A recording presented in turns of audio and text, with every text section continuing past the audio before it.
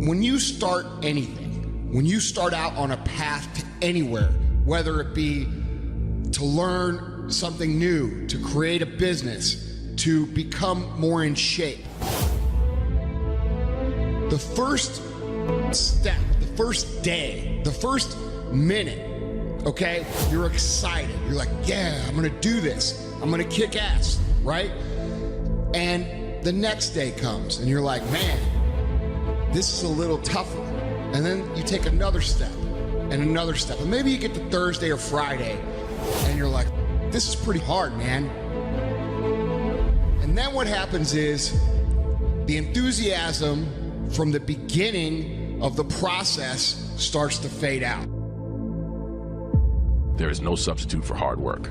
You show up, you clock in, you get done, period. And anything else is an excuse. Motivation is a very fickle thing, and that successful people learn that you cannot rely on motivation. Successful people learn how to function with or without it every single day. The same thing I do all the time. Go out there and do my best. Show up early, work harder than everybody else, be innovative, try to create, never be afraid to fail. If you are doing the same thing you did yesterday, you're not improving. You're not changing your life. And it's about having one life, guys. For some people out there that aren't feeling good, man, if you just fucking struggled more, you get over that struggle, you feel better. It sounds so simplistic, but I swear by it. Every single person has a choice at every single moment. It may be just varying degrees of difficulty in those choices, but you always have a choice. You can always change. You put in 120% every time, or you don't put in nothing, because listen to me very closely. Today, this opportunity you have, it might not be here next year. It might not be here the year after next. It might not be here the year after that. This is the only moment you got, and you better take advantage of this particular moment. And in regards to laziness, I think it's a very important thing to understand that as humans, we have this ability to think that everything we experience, all the emotions, are very much unique to us. But you have to understand that every single person in the world suffers from the same problems. Everyone is by default lazy. It is the easiest thing to do. It requires no energy, no effort. Time is not going to wait. So if you have 24 hours in a day and you're spending 16 at work, and if you have that one extra hour, whether it's you going through your social media, watching TV, spend it in the gym. Spend it on becoming better. It's such an important thing to realize that every single person, me included, and every successful person you could think of, Elon Musk, he probably also would find it easy to be lazy, but he chooses not to be. It's a choice. It's an understanding that being lazy is just easy, and you don't want to take the easy path. The path of least resistance, the path that requires no effort, no energy. In the beginning, everybody's excited. In the beginning, everybody's going to become a billionaire. In the beginning, everybody's going to conquer the world. But after a few weeks, a few months, maybe even a few years, they start to get tired. They start to get frustrated. They start to ask, why is this so hard? They start to ask, why is this so hard for me? And they think it's just them, and they think the whole universe is coming down on them. And that's when people quit. And guys, we all feel that way. We all have times of frustration. We all have times of anger. We all have times of why me? Why is this so hard for me? But at the end of the day, guys, when you start feeling that massive frustration, that massive anger, that massive irritation and massive stress, you are about to have a breakthrough. You are about to move through an area that most people can't make it through. And you've just got to keep moving. Because when you make it through that area, that's when shit gets fun. That's when you say, oh, shit, man, I'm actually doing this. I'm actually an entrepreneur. Everybody feels lazy and demotivated. But it's the people who succeed are the ones who identify that first, and then the ones who start fighting it, and then the ones who figure out how to continue fighting it for the rest of their lives without falling back. You got to be in command of your own schedule if you want to be the best. Look at your schedule now. Pull it out. Look at your everyday life. Where are you spending your time? Is it more performance oriented, or are you preparing for that day of performance? Or are you waiting for somebody to choose you? I don't want any waiting. I want practice, performance, training. Look at your schedule. It's a very simple exercise. I tell you this, if success was just a joyride, there would be far more successful people. There's a reason that not many people achieve what they want to do and live the lives they really want to do, because it requires, you know, hard work is one thing, but it requires you to conquer yourself. You are the only one stopping yourself from doing whatever the hell it is that you want to do. There will always be excuses. You can always point fingers at someone else that say someone else has it better. At the end of the day, it's you who chooses to watch TV, to watch YouTube, to browse Facebook when you know you should be doing something else. Close those browsers. Turn the TV off. Go do something that you normally wouldn't. Start leading an unusual life. Don't fall into your patterns, your lazy habits. You gotta keep breaking the pattern, the routines, keeping things on the edge, changing your surroundings, always kind of like figuring out how to resist that urge to just like settle down and sit your ass down and lay down on the couch and just mindlessly watch Netflix.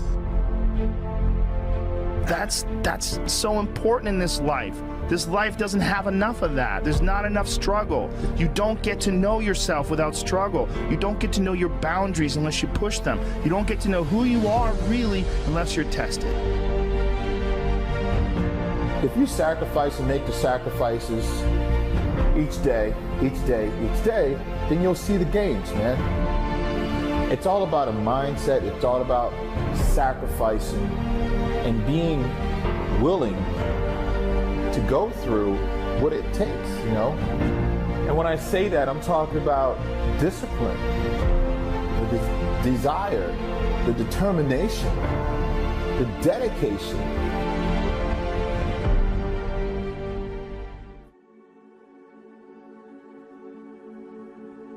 The truth is, you don't have anything to give that you don't have. So you have to keep your own self full. That's your job. That your real work is to figure out where your power base is and to work on the alignment of with the real reason why you're here. That's the number one thing you have to do, is to work on yourself and to fill yourself up and keep your cup full. Keep yourself full. I consider it a compliment that I am full of myself, because only when you're full, I'm full, I'm overflowing, my cup runneth over. I have so much to offer and so much to give. And I am not afraid of honoring myself, you know? It's miraculous when you think about it.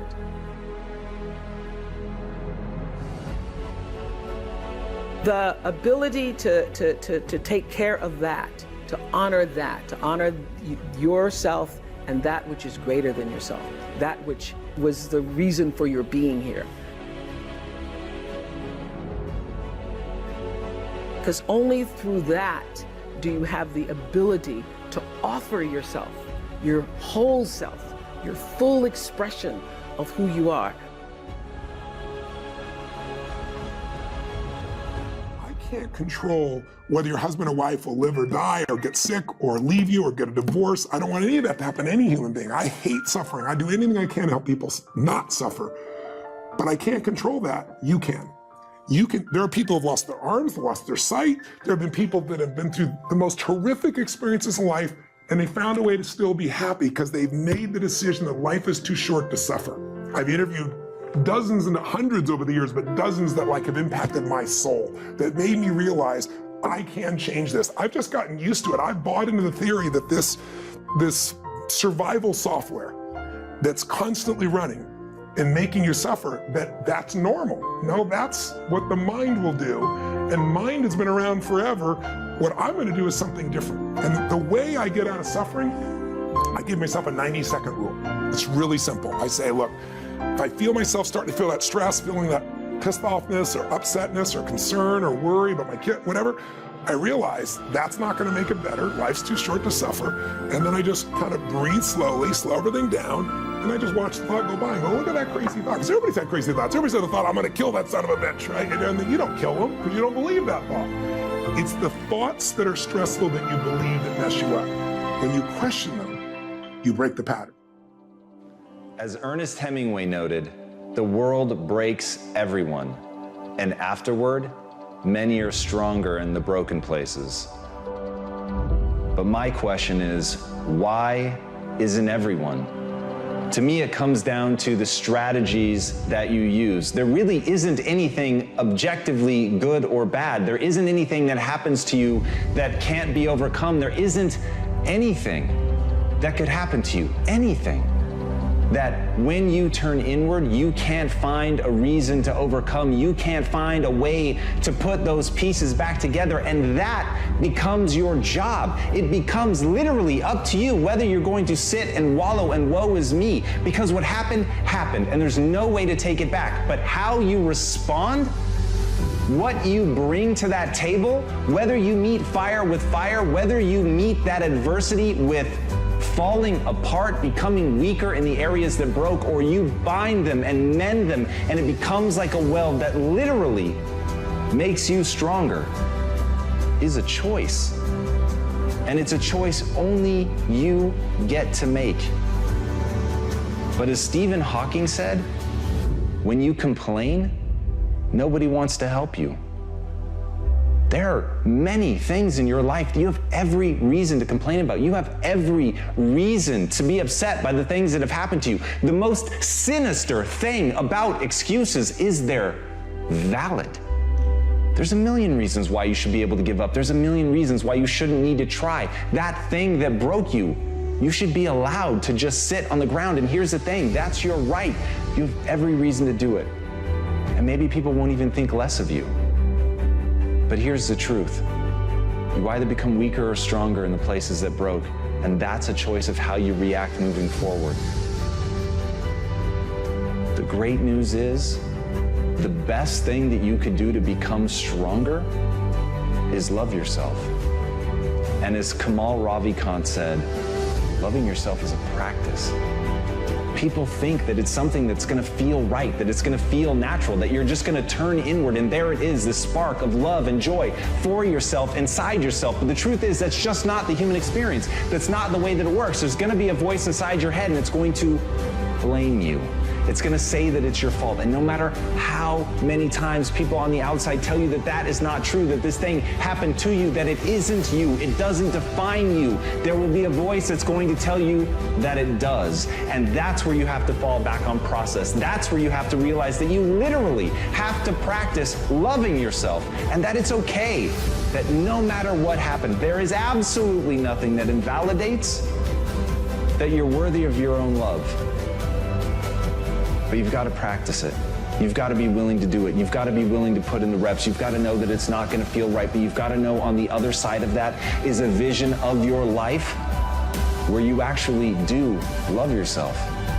Because you took the time to say it. You took the time to practice it. You took the time to sit there and feel stupid and say that you love yourself.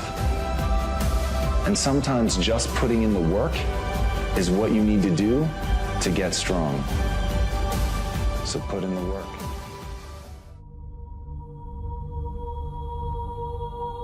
Most people live the way they think other people think they should live. At the very best, that's going to be a bad trip. This is your life. Make it a phenomenal experience.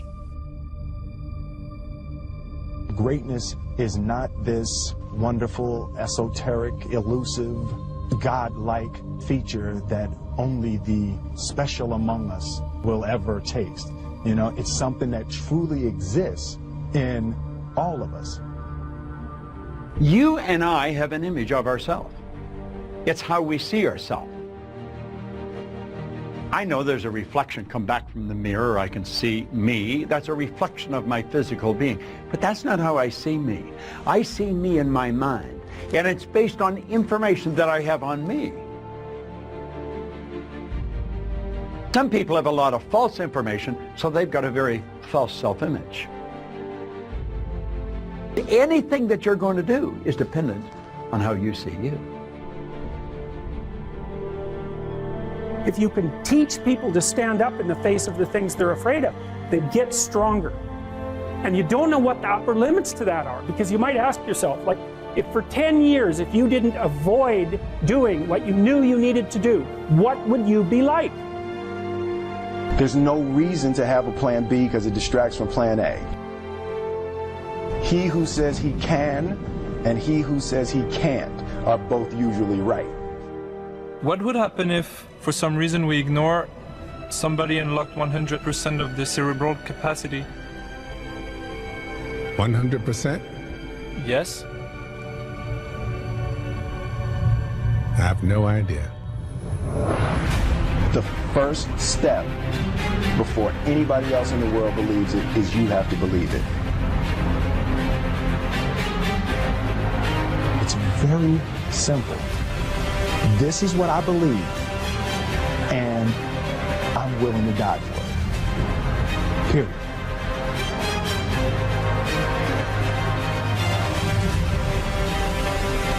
I want to represent the idea that you really can make. I just believe that. I believe that I can create whatever I want to create.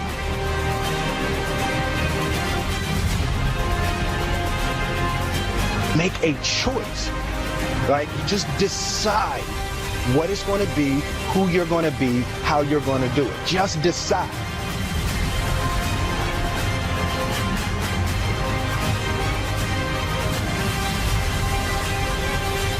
If you are not making someone else's life better, then you're wasting your time.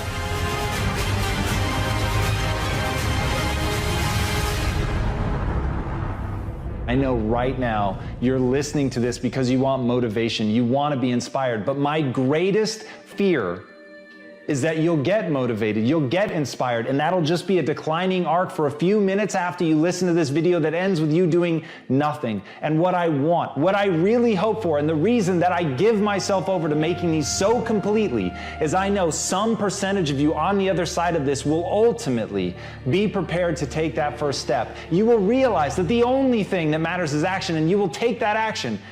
And it's in that action that your potential greatness waits. And as Martin Luther King said, take the first step in faith. You don't have to see the whole staircase. Just take the first step. You've just got to believe that you can learn.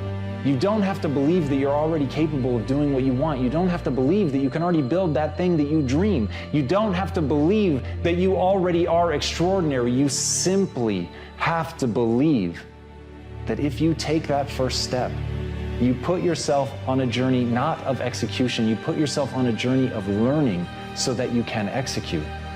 And that, when you understand that difference, that's when you really will be on that path to greatness. And that is the thing that I want for everybody listening to this. Please understand, the only thing you need to know is that you have to take the first step. Whatever the vision is that you have for your life, you absolutely can make it come true. And the process is very simple. The process is about learning. The process is about growing and getting better. It's about recognizing what you're not good at. It's about recognizing what you have to learn. It's about taking that first step on faith. On faith that you can get better. Not on faith that you're great. On faith that you can become the greatest of all time. And once you have that faith, once you know that simply being a human being puts you in this rare category of creature that can get better through pressure, through pain, through difficulty, through failure, those are the things that are going to be the building blocks of your success. But in order to begin on that road, in order to have your first glorious failure, you must first take that first step. So please, don't waste your time being motivated or inspired. Spend every second of your time moving forward. That's how you're going to get where you want to go.